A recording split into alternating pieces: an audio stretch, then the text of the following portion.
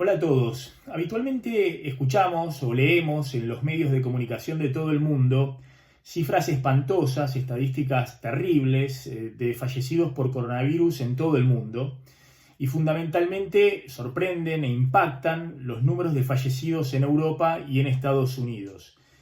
Les propongo analizar una estadística que permite de alguna manera comparar de manera más precisa las estadísticas del impacto del coronavirus en distintos países ajustados por su población. Esa estadística es la cantidad de fallecidos por millón de habitantes y claramente las estadísticas muestran una diferencia sustancial, fundamentalmente entre las políticas sanitarias que han aplicado Donald Trump en Estados Unidos, Boris Johnson en Reino Unido, Jair Bolsonaro en Brasil y Alberto Fernández en Argentina. Y digo una diferencia sustancial porque los números son muy impactantes en términos de fallecidos por millón de habitantes.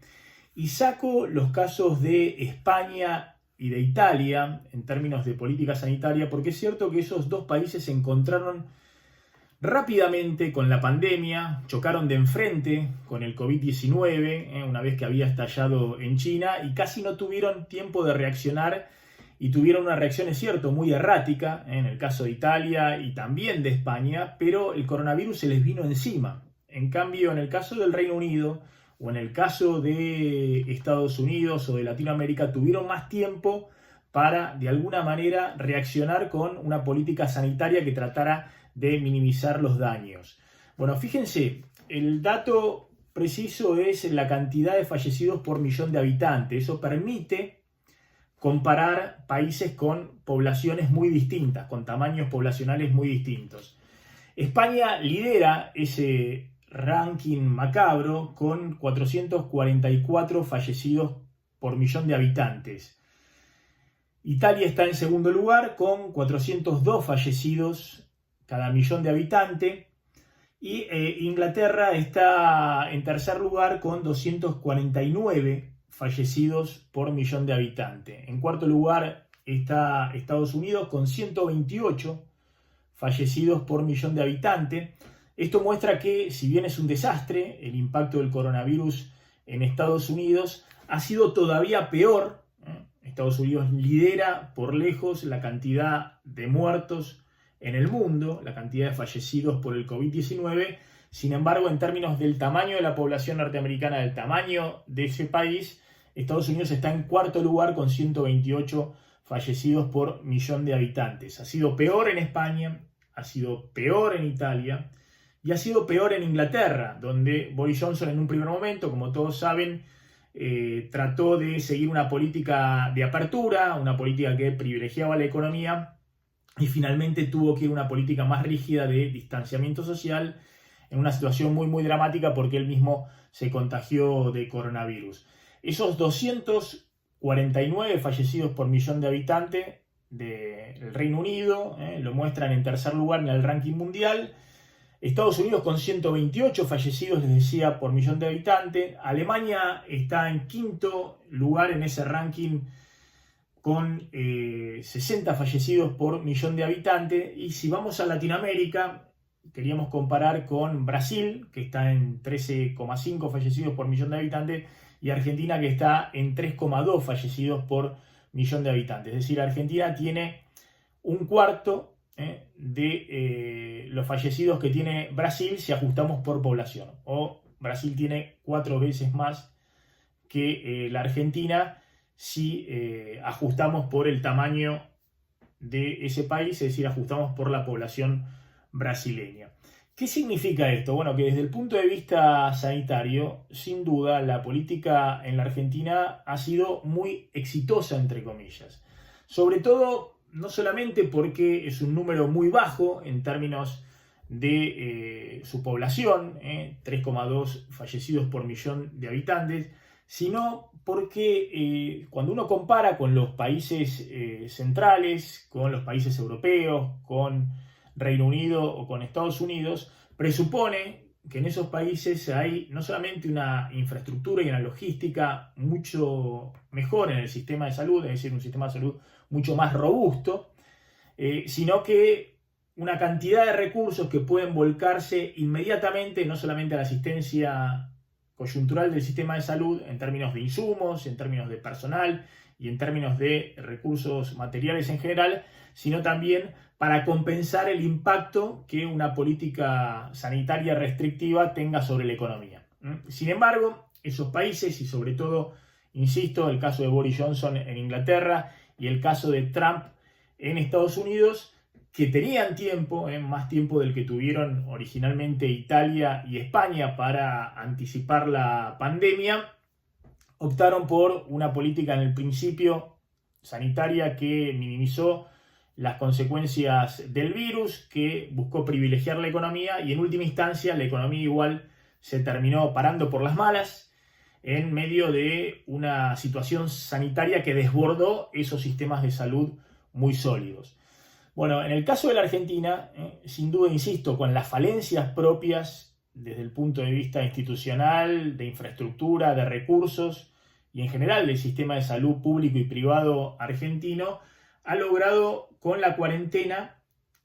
muy estricta en un principio, estricta en los papeles hoy, pero bastante flexibilizada de hecho en la calle, de alguna manera proteger y evitar un desborde del sistema de salud y una disparada en la curva de contagiados y sobre todo de fallecidos. Ustedes me dirán, bueno, pero hay muy pocos test en la Argentina para saber cuántos contagiados hay. Es cierto, y deberían hacerse muchos más test de lo que se están haciendo, pero el número de fallecidos por millón de habitantes es un número que está ahí, es un número cierto, un número que no se puede falsificar y un número que sirve en la comparación para entender cuál ha sido desde el punto de vista sanitario el impacto de la cuarentena. Ahora bien, otra estadística muy interesante de evaluar es el de cantidad de pacientes en terapia intensiva por coronavirus. Y ahí se ve mejor que con ninguna otra estadística lo que significa achatar la curva en el caso del sistema de salud argentino. Como ven ahí, hay alrededor de, en las últimas semanas, entre 100 y 130 pacientes de manera estable en terapia intensiva por coronavirus en la Argentina, y eso ha posibilitado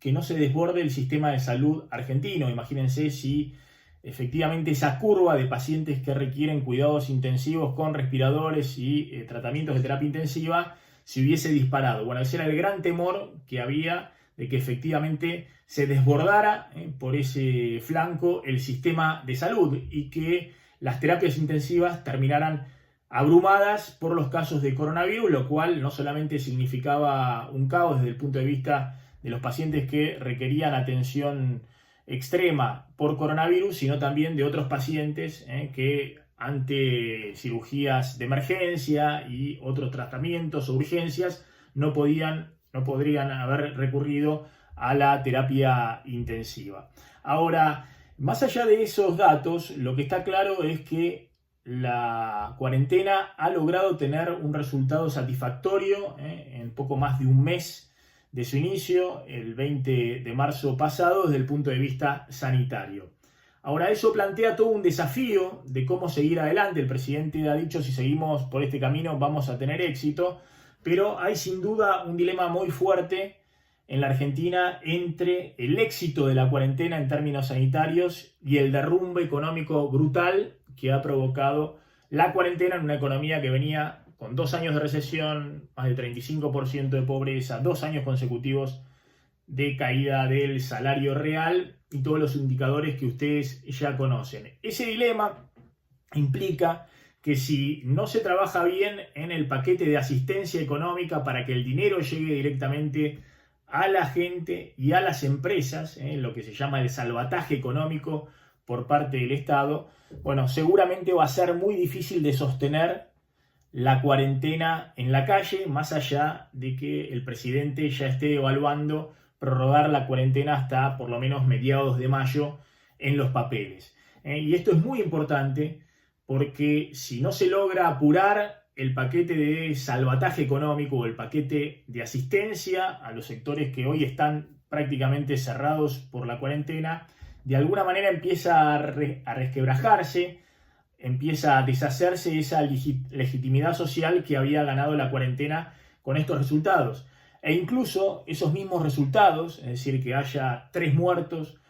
por millón de habitantes y no los números que les mencionaba en Estados Unidos o en algunos países europeos, de alguna manera también en la sociedad generan la idea de que lo peor ya pasó, de que el virus no era tan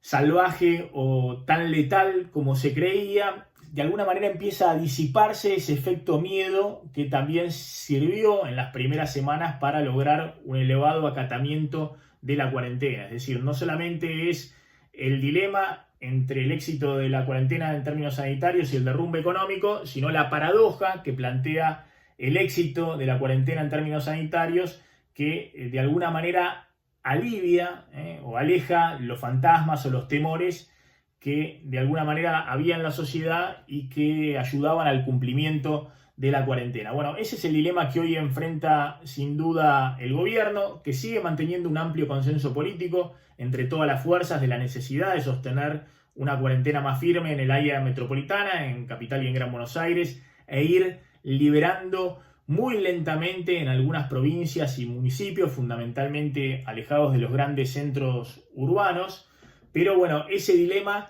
sin duda, hay que resolverlo cuanto antes si se quiere, de alguna manera, no deshacer los resultados de la política sanitaria en los próximos meses. Es decir, si se quiere que un rebrote o un pico de la pandemia en la Argentina empiece a mostrar datos muy distintos de los que se han visto hasta ahora. Y para eso, sin duda, y acá viene también otra diferencia con los países centrales, el paquete económico que ha anunciado el gobierno argentino es un paquete económico que sigue siendo muy modesto en términos del tamaño de su economía. Pese a que el presidente ha dicho que es un paquete económico de 3 puntos del PBI, en realidad 800.000 millones de pesos, en realidad dentro de ese paquete hay una buena parte de los créditos que se habían prometido, que iban a dar los bancos por más de 300.000 millones de pesos, y solo un tercio de esos créditos empezaron a llegar a las pymes para pagar nóminas salariales. Y si uno pone en perspectiva el paquete fiscal, esto es el dinero que el Estado vía emisión monetaria quiere poner pagando sueldos de trabajadores o en asistencia directa a empresas o a familias a través del ingreso familiar de emergencia, estamos hablando a lo sumo de 1,5 puntos, 2 puntos del PBI. Para que tengan una idea, en Estados Unidos el paquete económico global es de 10 puntos del PBI y solo 5 puntos del PBI representan subsidios directos a las familias, cheques que han llegado ya a las familias, $1.200 por persona, $2.400 por matrimonio, más otros $500 por hijo, o cheques o subsidios directos a las empresas en los sectores económicos más afectados. Eso representa 5 puntos del PBI. El resto es, en buena medida, distinto tipo de asistencia financiera. Hay otros países europeos, por ejemplo Dinamarca, que también han destinado 10 puntos del PBI, y otros países incluso latinoamericanos como Chile, que han destinado casi 5 puntos del PBI en asistencia económica al sector privado. Con lo cual, Argentina, con sus grandes limitaciones, con un déficit fiscal muy grande, que ya venía arrastrándose desde el principio de año y que se potenció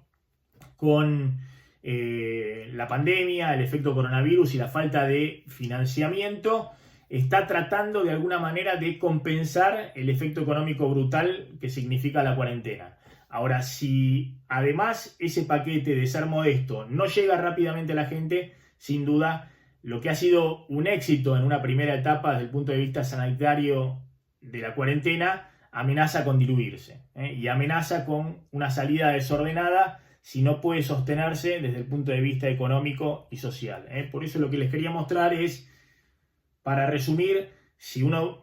puede calificar de satisfactoria y de alguna manera en una diferencia importante de reconocimiento de las debilidades de la Argentina en términos del sistema de salud, lo que ha hecho el gobierno, con un consenso político amplio también de las fuerzas de la oposición, la ciudad de Buenos Aires, los gobernadores de los partidos opositores y los gobernadores peronistas, respecto a la necesidad de sostener una cuarentena rígida que bajó notablemente el impacto del coronavirus en la Argentina. Ahora viene una segunda etapa que plantea un desafío tanto o más importante, que es cómo se hace para seguir manteniendo una política sanitaria exitosa en medio de un derrumbe económico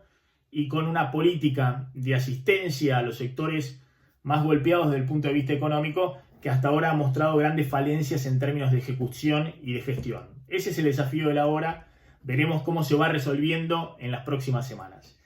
Ya saben, si les gustó el video, los invito a suscribirse a mi canal, a Plan M TV, a seguirme por las redes, en Instagram, Máximo Montenegro Oficial y las otras redes, y nos seguimos contactando a través de estos canales. Chao, gracias.